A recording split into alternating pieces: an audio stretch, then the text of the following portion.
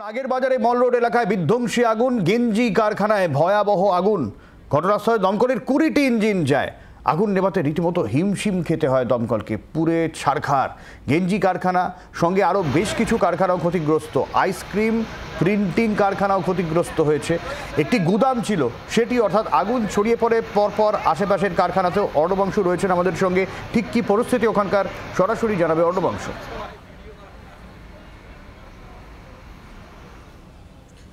সমস্যা সেটা হচ্ছে যে গুদামের অংশ প্রায় একদম ভগ্নাংশ হয়ে গিয়েছে, ভস্মীভূত হয়ে গিয়েছে। প্রত্যেকটা যে কটা ওয়্যারহাউস ছিল বা গুদাম ছিল, কারখানা ছিল, সবকটি।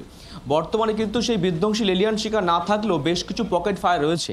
দমকল কর্মীদের বক্তব্য, যেহেতু এটা অ্যাডভেস্টে বা টিনের শেড ছিল, প্রত্যেকটা টিনের শেড ভেঙে চাপা পড়ে গিয়েছে। সুতরাং যে দাহ্য পদার্থ রয়েছে তলায়, সেগুলো এখনও অবধি জ্বলছে এবং সঙ্গে কিছু হাওয়া আছে। হাওয়ার কারণে কিন্তু হাওয়া লাগলে আগুনটা আরও বেড়ে উঠছে। বর্তমানে এর একটাই সলিউশন হচ্ছে এইটা, যে জেসিবি আনতে হবে। জেসিবি দিয়ে সমস্ত টিনের ভগ্নাংশগুলো সরাতে হবে। তারপর সেই অংশে জল দেওয়া সম্ভব। সেই অংশে জল দেওয়া গেলে তাহলে কিন্তু আগুন নিয়ন্ত্রণে আসবে, যেই পকেট ফায়ারগুলো রয়েছে। এমনটা আমরা জানতে পারছি। সুতরাং দমকল মন্ত্রী তিনি নিজেও কিছুক্ষণ আগে এসে তিনি বলে গিয়েছেন জেসিবি আনার কথা। সেই মতো জেসিবি আনা হচ্ছে অন দ্য ওয়ে, এবং জেসিবি আনার পর কিছু অংশ থেকে বা পয়েন্ট তারা দেখছেন, সেখান থেকে তারা আস্তে আস্তে টিনের শেডগুলোকে সরাবেন। টিনের শেড সরানোর পর সেই অংশে জল দেওয়া হবে। আবার দেখতে পাচ্ছ যেটা মূল অংশ, সেখানে কিন্তু দাহ্য পদার্থ বা গেঞ্জি জাতীয় পদার্থ কিন্তু রয়েছে। সেখানে যখনই হাওয়া লাগছে সেই আগুনের শিখা কিন্তু বেড়ে যাচ্ছে। বর্তমানে এখন জল দেওয়ার পর্ব বন্ধ রাখা হচ্ছে, কারণ জেসিবি আনলে সেখান থেকে শুরু হবে। কারণ এইভাবে জল দিয়ে নির্দিষ্ট পয়েন্টে যেখানে আগুনটা জ্বলছে সেখানে কোনোভাবেই জল পৌঁছচ্ছে না টিনের শেডের জন্য। সেই কারণে একমাত্র দরকার জেসিবি। সেই জেসিবি আনার পরে কিন্তু শুরু হবে সেকেন্ড প্রক্রিয়া বা পরবর্তী প্রক্রিয়া। তারপরে কিন্তু আগুন নিয়ন্ত্রণে আসবে। আর কিছুক্ষণ পর আশা করা যাচ্ছে যে কয়েক ঘন্টার মধ্যে এই পকেট ফায়ারটাও নিয়ন্ত্রণ আনা সম্ভব, যখন জেসিবি এসে পৌঁছাবে। আর বর্তমানে কিন্তু এও দেখেছি যে ক্ষতির পরিমাণটা অনেকই, কেন যেহেতু অনেক কারখানা ছিল, গোডাউন ছিল, ওয়্যারহাউস ছিল, সেই জায়গায় দাঁড়িয়ে যারা মালিক পক্ষ তারা বলছেন ক্ষতির পরিমাণটা অনেক।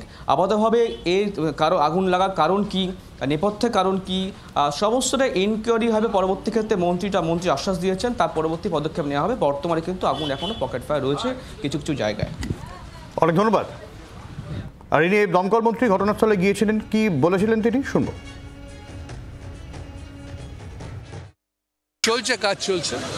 কাজ চলছে।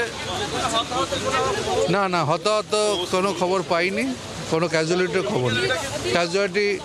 কোনো ইনজুরি কোনো খবর নেই। কিছু গেঞ্জির কারখানা ছিল, কিছু গোডাউন ছিল, এগুলো পেয়েছি আমরা। পুরো না এনকোয়ারি হলে আমি বলবো না, কি পুরোটা পাই তারপরে জানাবো সবাই।